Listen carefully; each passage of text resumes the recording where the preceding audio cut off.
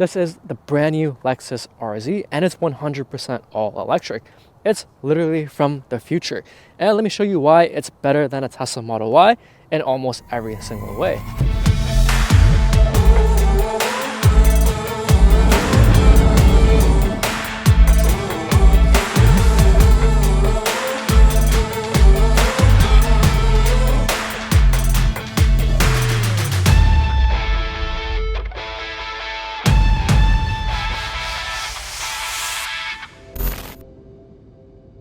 This is the first ever electric vehicle from Lexus, and it starts at just under 60 grand.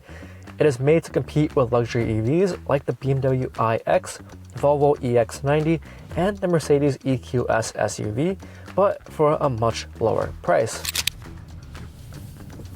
308 horsepower and 320 pound-feet of instant torque. This thing is fast. Toyota has been criticized for being slow to bringing their first ever electric vehicle, but some could argue that it's given Toyota a lot of time to evaluate its competitors and build whatever they have right now, which is the Lexus RZ, and this thing is freaking fast. I'm gonna tell you right now, it is completely worth it. Oh my god, a little bit of understeer here, and just instant power right off the bat.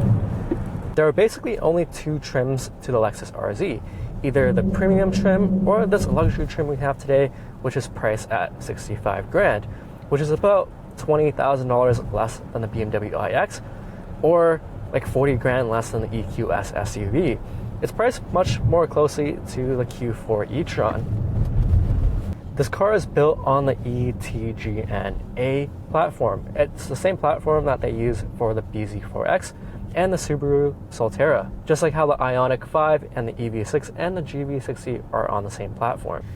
Interestingly, the rated range for the RZ is 220 miles with the 18-inch wheels, but with this luxury trim and the 20 inches, that is reduced to just 196 miles. That's less than the BZ4X EPA estimated range of 252 miles, even though they both use the same 63.4 kilowatt hour battery.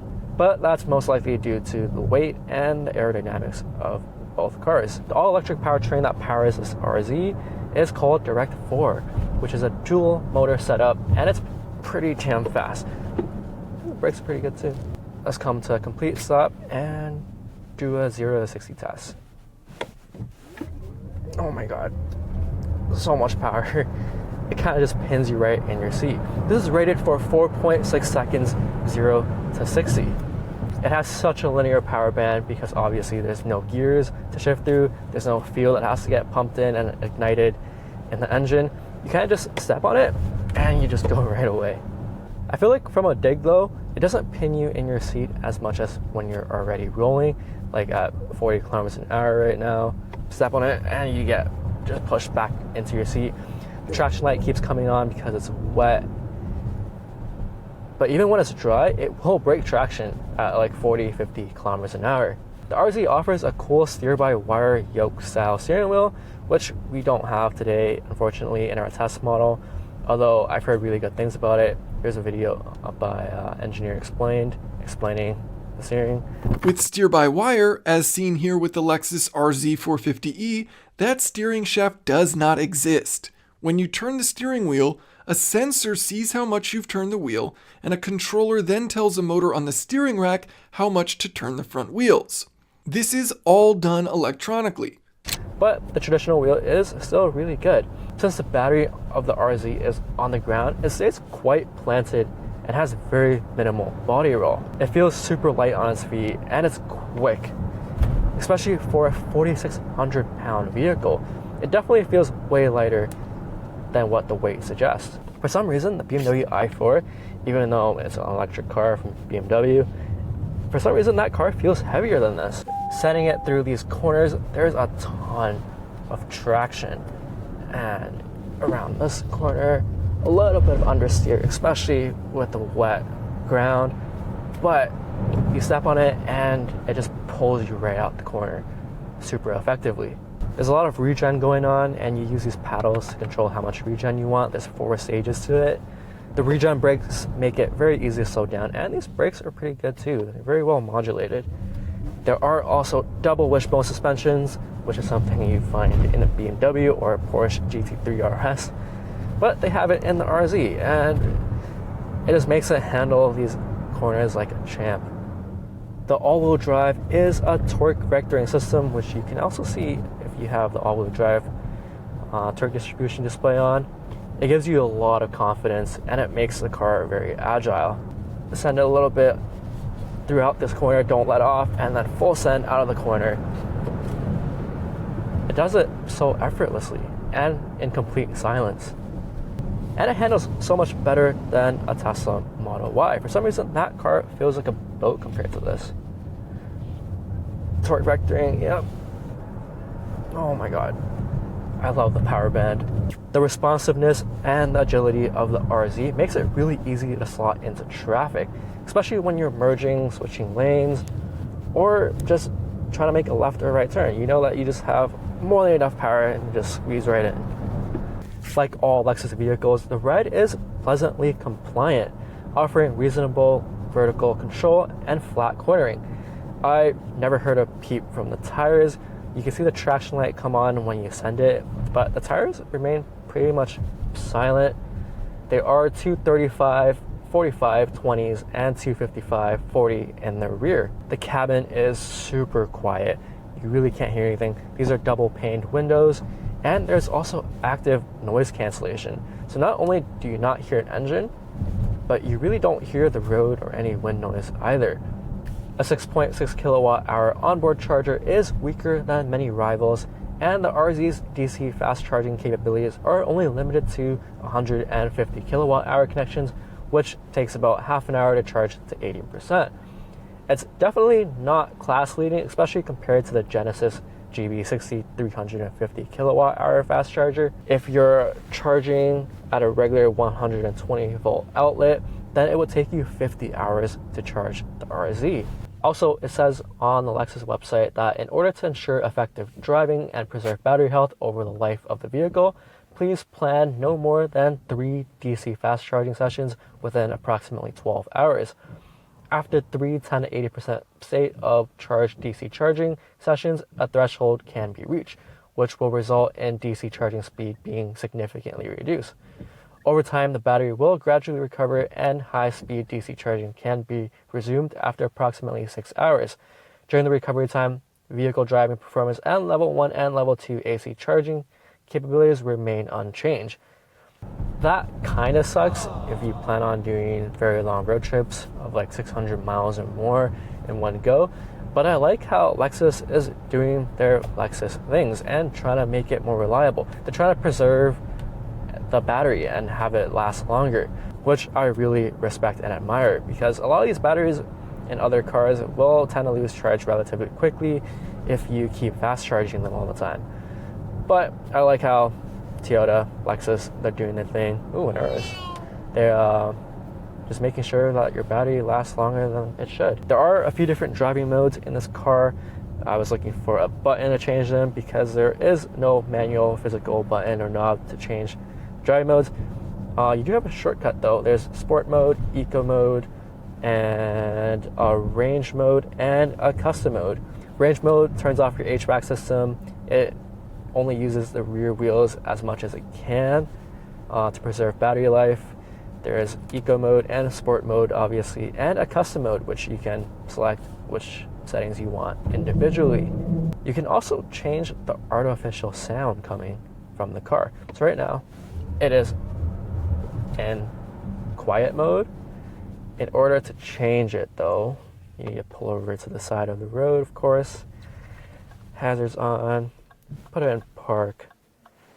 Go to the Lexus menu, go to vehicle customization, utility, active sound control. Okay, let's put it in high and hear what it sounds like now. Oh, put it back in drive. Now it kind of sounds like a spaceship. It's pretty cool. Especially if you have people that are prone to being car sick, the artificial noise kind of helps. That sounds so cool. Even slowing down sounds cool.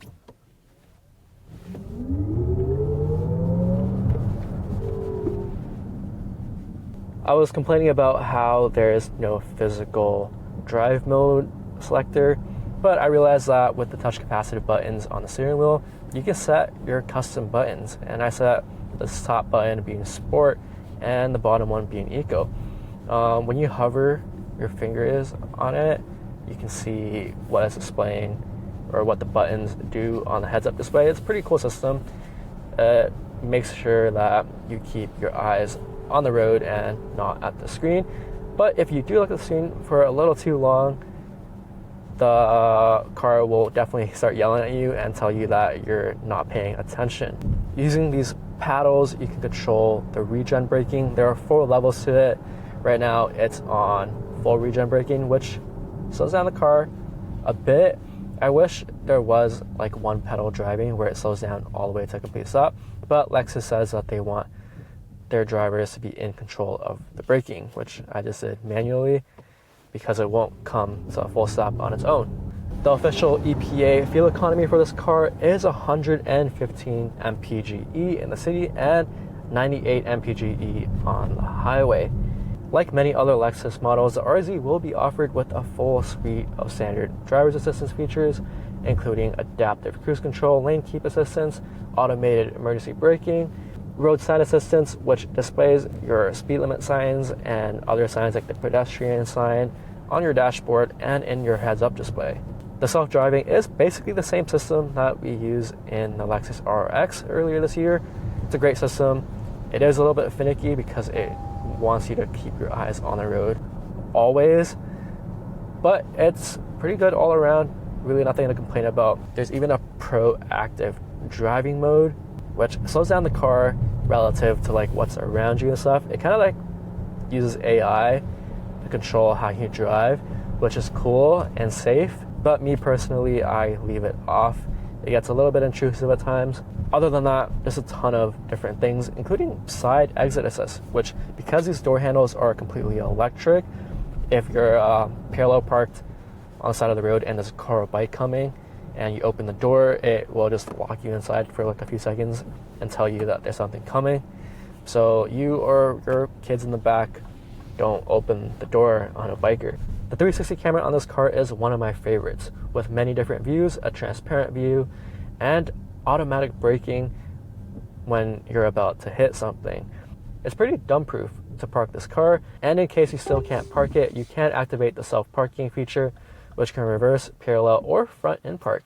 And it's one of the easiest systems to use because you can activate it after you stop, not while you're rolling. The amount of technology, safety equipment, and the features in this car makes this thing very easy to drive and live with on a daily basis. But let's get to the exterior.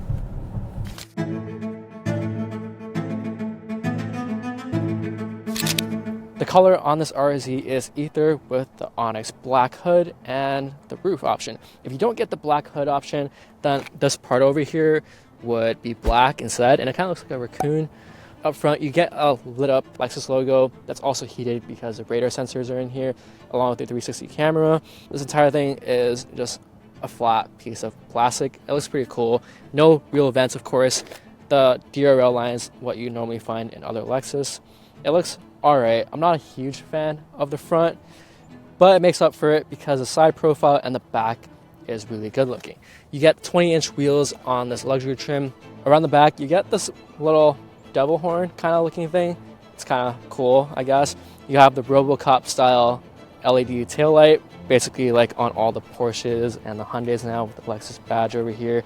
No exhaust tips, obviously, because it's electric, but I think the back looks really good. It looks much better than the front of the RZ. The RZ has a hands-free tailgate, which is really useful if your hands are full. It opens to 23.7 cubic feet of space, and there's also a storage compartment under here for your charger and other things. It's a big, low, and wide opening. You can't fold the second row down from the back. You do have to come over to the side and use the manual lever, which opens up to 56 cubic feet of space.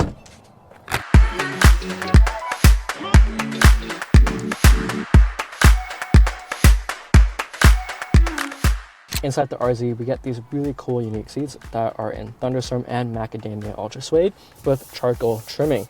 It's really nice in here. It kind of feels like a living room almost. You do get a massive 14-inch display with the brand new Toyota UI, basically the same system that you'd find in the RX, except you have a few different charging menus and charging schedule and stuff. But other than that, it's a really good system. Obviously, wireless Apple CarPlay and Android Auto, and you do have wireless charging here as well as 3 USB-C connections up front. You got your automated parking button and your camera view button here. You have this nice shifter. It's very nicely weighted. It's a rotary system. I don't love it, but I don't hate it either. There's your brake hold button, your automatic e-brake, your traction control. There is no glove box in this car either. You do get a little pass-through here. It's a little bridge where Toyota kept the owner's manual. I guess with that, you get a little bit more leg room. In the middle, you get a digital dash. I don't like how the digital part of it is only like half the dashboard and the other half is just the lights. But there's a few different views that you can choose from. You can view your driver's assistance information and all that in here, as well as your charge level. What is interesting though is you can't view your charging percentage. You can see the bar for how much battery you have and the range, but there's no where you can see the percentage.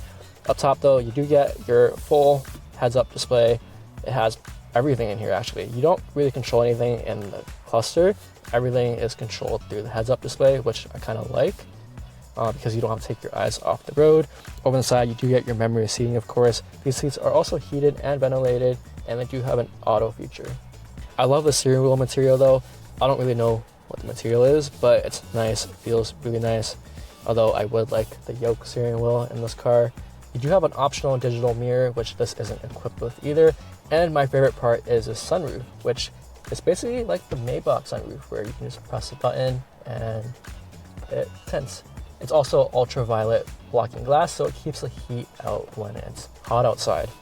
You do also get a nice 13-speaker system from Mark Levinson. You also not only have ambient lighting with a bunch of different colors that you can go through, but you get this really cool hologram light, which uses a little light on the side and it projects this really cool diamond pattern on the light at night. It's a really nice soft material up here.